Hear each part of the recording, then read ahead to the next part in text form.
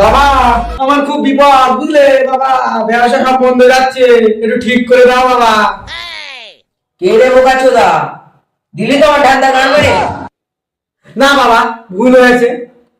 কি হয়েছে বল। বাবা ব্যবসা খুব মন্দে যাচ্ছে, একটা কিছু ব্যবস্থা করো। আমার নামও খেচা বাবা, সব সমস্যার সমাধান করে দেবো।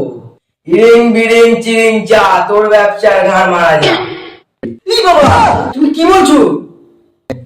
এই মা, মন্ত্র তো ভুলে গেছে, এ মন্ত্র তো আর তোলা যাবে না।